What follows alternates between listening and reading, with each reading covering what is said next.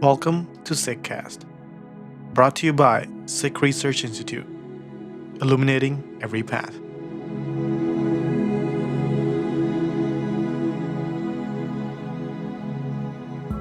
Hi everyone, Fateh. I'm Jasleen. I'm a researcher at SikhRI, and I'm joined by Jaspreet Singh today to talk about Sidak. Surprise! So I think what we do to get started is have you just kind of tell everybody who doesn't know a little bit about yourself and your sort of like Sidak journey, when you went, what you took, what you thought you were getting yourself into, and what you ended up finding out. Anything that you can think of. I went in 2017, I believe, and that's actually where I met you. And then at the time, I was still a college student, still trying to figure out my own life. And I think, as you probably remember as well, that was not the best emotional place in my life, I would say. And I think, for better or for worse, it was a great place for me to be at that point in my life for many reasons. At that point, I was actually even thinking about my own place in Sikhi in terms of, until that point, I was taught religion in a very traditional manner. Like, "Je main paath kita, then nothing bad will ever happen to me," type vibes. And I was at a place of transforming or changing that way of thinking about Sikhi. And I think Sidak was a great place to be at that time. And that's actually one of the reasons I went. It was recommended by Jaspreet Singh, actually, to me. Oh, yeah. But for anybody that's going into it, just know it's not just 2 weeks of fun. It's 2 weeks of grueling readings and hard work. It's essentially, it's like cram school for college. And I took the Sikhi 201 track, so that was our history from Guru Gobind Singh Maharaj onward, essentially. But it was also kind of holistic because we also covered like poetry. It wasn't just a history class. It was kind of like more like an anthropology class in some ways. And yeah. Anything else? No, that was great. I guess like this would be something I'd ask again, because I ask it every time I do one of these. But like, what were you kind of expecting when you applied? And did you have any kind of like, because I know that was my first year coming like since like 2012. I had come with my siblings when it was the summer before college. So I remember having a bit of a freak out and being like, oh my God, do I know enough to even attend this seminar? Like this leadership program, like, am I even qualified? So yeah, maybe giving a little bit of insight into like what your sort of thought process was leading up to it versus like what you found when you got there. Yeah. So again, at the time, I think Tirupati was a member of the board for Sidak, or SikhRI, actually. So I had some insight in terms of what Sidak was. He kind of told me that it was a lot of work and get ready to do a lot of work. Yeah. And that definitely came about when I got the PDF for the readings. And it was at that point I knew that... I'm not allowed to say that reference here. But yeah, it was at that moment that I realized that this is definitely going to be an experience, one way or another, in terms of redefining how I see a lot of moments in our history. Because, there's a lot of moments in Sikh history, for example, 84, where there's a lot of disinformation, misinformation, as well as narratives that you have to sift through in terms of getting to a place where you can find a comfortable narrative that you believe. And there's just certain sources that are not readily available for the average consumer. And to be able to take 2 weeks out of my life and being able to go and sit down and sift through that, to be able to sit there and listen to the minority opinion, and be able to come up with a understanding of, okay, this is what 84 is for the Sikh Qaum, or even being able to think back to 47 and exactly what took place. So these key moments in our history that are very important for us to understand. And in order to understand them, you need to be able to take the time. And I think, for better or for worse, one thing that Sidak does really well is make sure you have the time to do that. Yeah. No, that's great. Okay, so I guess this is going to sound a little bit repetitive, but maybe you have a different answer. I know that everybody talks about like being at Sidak and having to unlearn a lot of things and relearn a lot of things and change the way that we interact and things like that. But what did you find had like changed tangibly in like your worldview or your thought process or how you interact or whatever it may be once you came home from Sidak? Like, did you feel that it had changed things for you in a way that was like tangible in your day-to-day life? And if so, how and what? What did it? I think Surinder Virji always brings this one up. He says, he talks about Sahaj a lot, right? He talks about intuitive poise.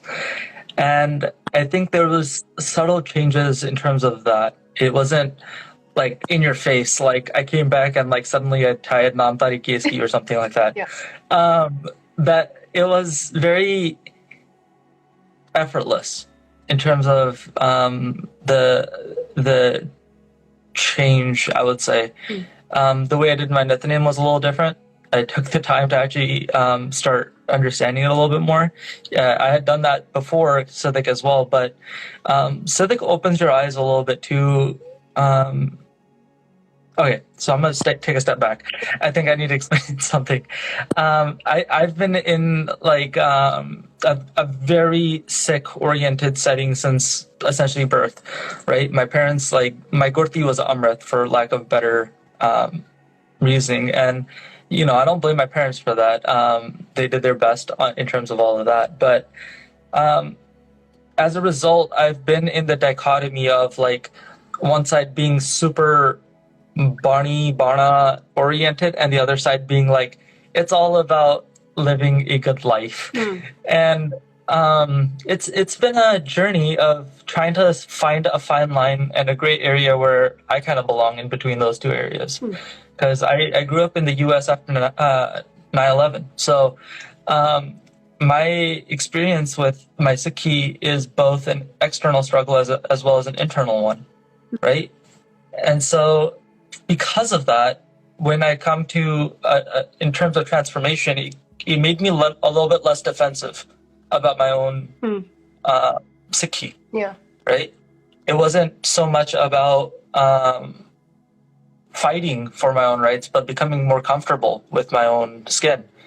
And it's gotten to the point where I think I'm living on a very dangerous place in terms of being a little too comfortable sometimes. But to the credit of Sidak, it's at least gotten me to that point where I want to come back. I applied for this year, so if I get in, I'll see you again. Yeah. Yeah, well, that was a great segue. Great job. Because my second question was going to be, you and I think maybe only Gideon, who I've talked to over the past couple of months, you're the only two people who have come back or decided to come back with like a pretty big gap in between. And we had talked a little bit about like what made you wait. And so I wanted to know like both like why you've decided to come back to take 201 again, which is really exciting.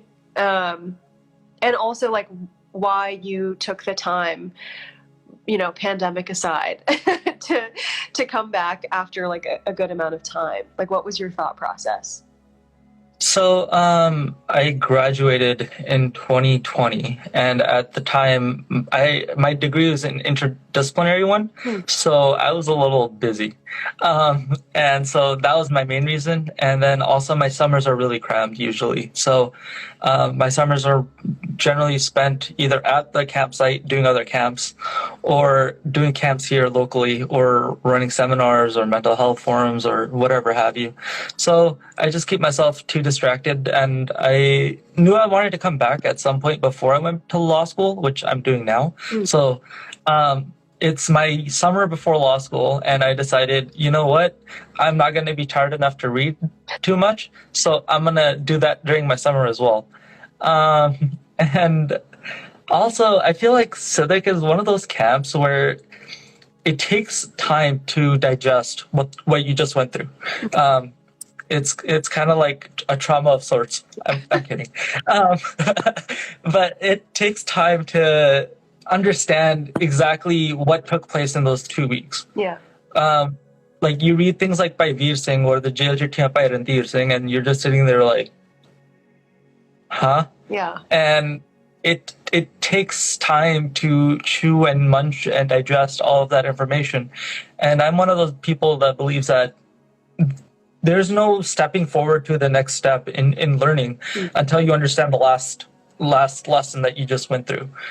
And so, one of the greatest sets of improvements in my own Sikhi that I've seen is that I'm starting to understand the book Spirit of the Sikhs.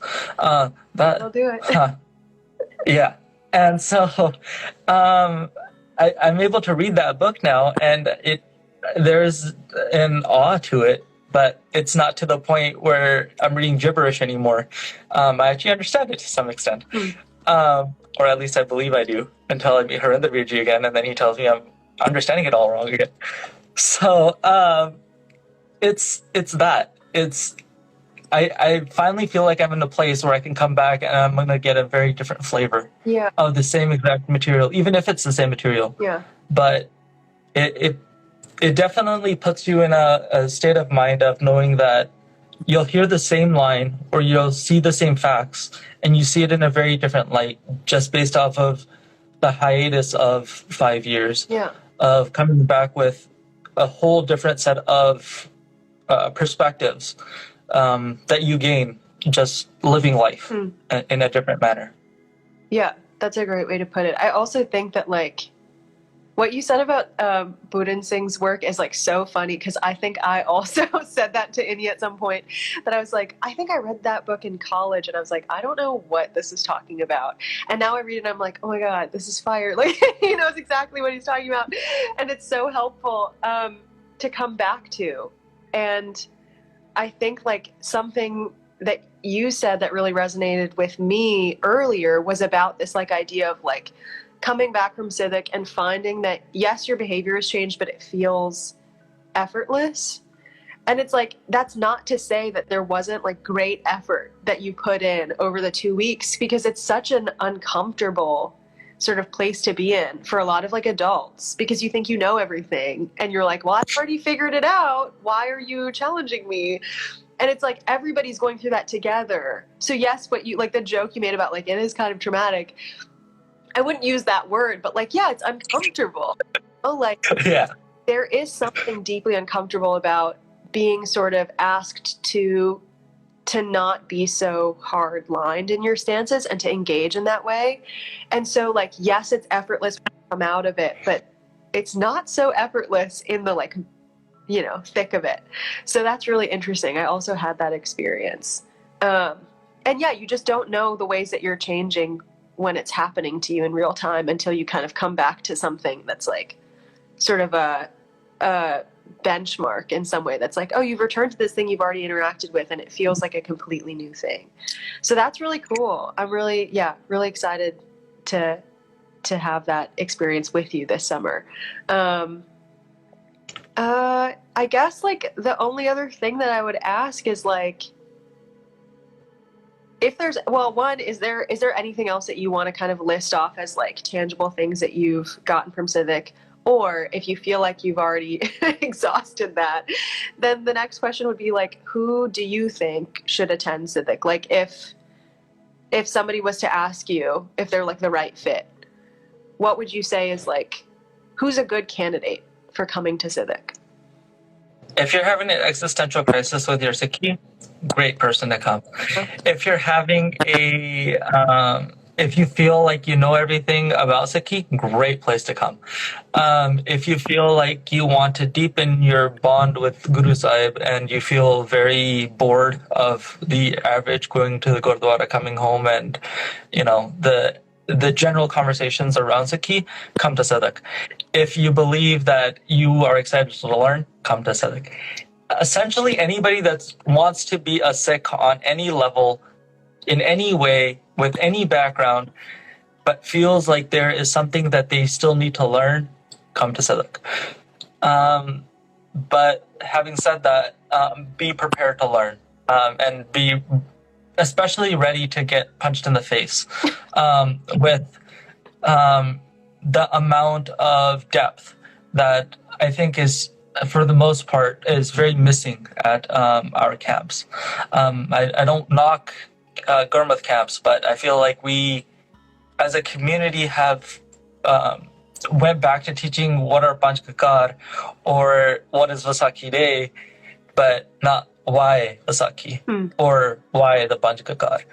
And I think Harinder Vijay always talks about, before you can get to the what, you need to get to the why. You need to understand why we're doing this and why it's important before we can get to what we need to do. And I think that that's a great approach. And most people talk about, nowadays it's starting to become very popular, the way that SikhRI formulates its opinions on Sikh issues. Tawarik, Gurbani, and Rahat. Like, I've been hearing that more and more, and I'm like, gee, I wonder where you got that from. And so we have to understand that's exactly what that subtlety is, right? That subtlety is not just on an individual level, it's also on a panthik level, and institutional changes taking place when we're using these models for discussions. Suddenly everybody adopts those models because they work. Suddenly the Fateh is no longer just about the individual, it's about the Guru. And when we get to that point, when we get to that way of thinking, I think that's the best way to say it, is when we can make progress. Because now it's not yours and it's not mine. I come back to the question, by the way, because I completely disappeared. No, totally fine. But I think that there's this Shabad that I've been reading or listening to for like the last few days. It's Tit Jaya Baho Sad Sangati Chitte Harka Harnam Baloye.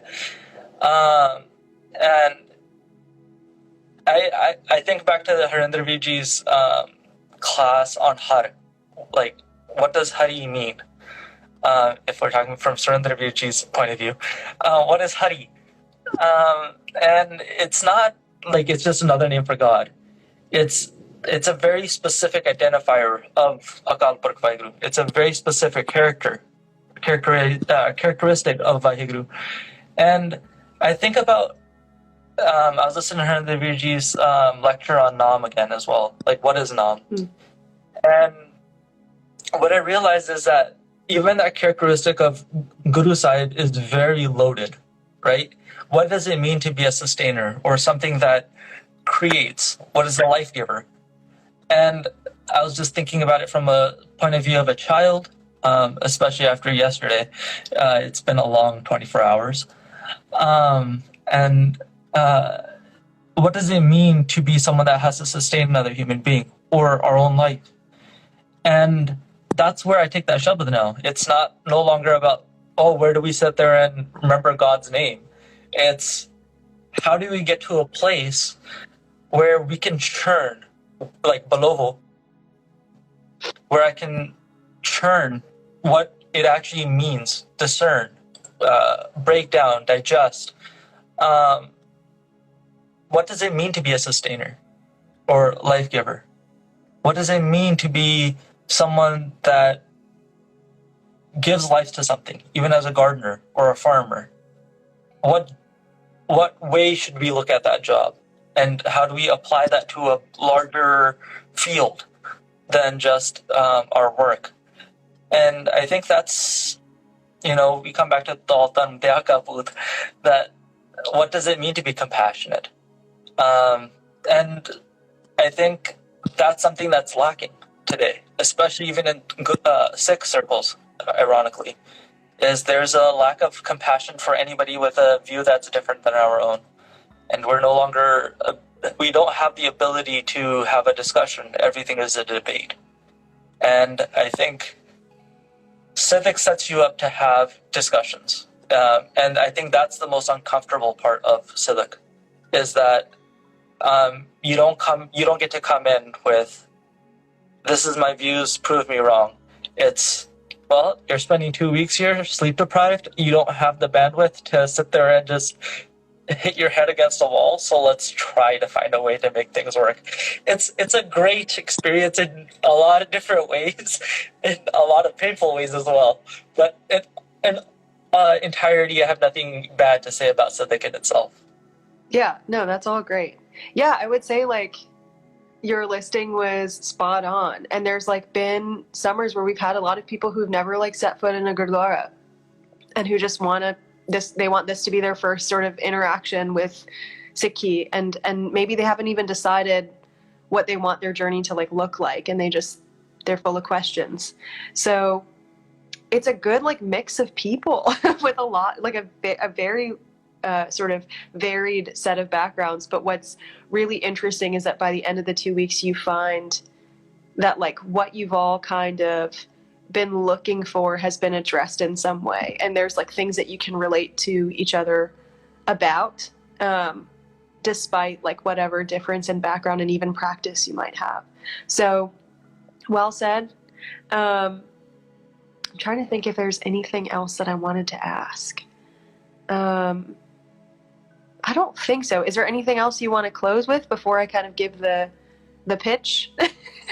Yeah. The last thing I'll say is be prepared for some left field questions coming your way.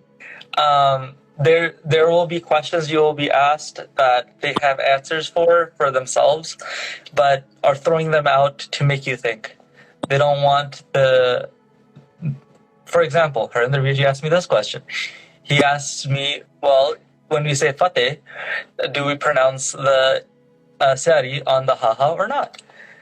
He said, we say Vaheguru Ji Ka Khalsa, Vaheguru Ji Ki Fateh. So when you say Vaheguru Ji Ka Khalsa or Vaheguru Ji Ki Fateh, he has an answer. He has a way of thinking. He has a framework. He wrote the dang book on grammar of Guru Granth Sahib Maharaj. But he asks the question because he wants you to think. He wants you to come to, and this is the answer that I got after years of thinking about it, because I asked him at the Guru Tegh Bahadur Maharaj martyrdom event, I believe. Martyrdom, right? I don't remember which way it was. But I asked him again, I was like, so what are your thoughts on that? He said, there is no right answer. Stop thinking in concrete thinking and start understanding what Fateh actually means, and start understanding what Vaheguru means. And don't go towards orthodoxy or orthopraxy. Start understanding that there are flavors in Sikhi and enjoy the flavors. Don't get stuck with vanilla or chocolate and forget the strawberry. And I think that's where we have to get, is stop thinking in concrete lines of missionary, Taksadli, or whatever. I hate to name those type of derivatives of Sikhi, but that's where we are right now. Is it Sidak breaks you away from that. So if you're ready to break away from that, come to Sidak. Yeah. You'll gain a lot. You'll appreciate it a lot, and it will be a great sigh of relief when you're done with it. That's my last words on that. That's great. Thank you so much. The only thing I'll add, because I saw some questions in the chat, the link to apply to Sidak is in our bio. If you have any questions, you can message the SikhRI Instagram account and someone will get back to you. And the age range is 18 to 39. So we'll see you guys there, hopefully. All right. Thank you very much. Changa ji, Vaheguru Ji Ka Khalsa, Vaheguru Ji Ki Fateh.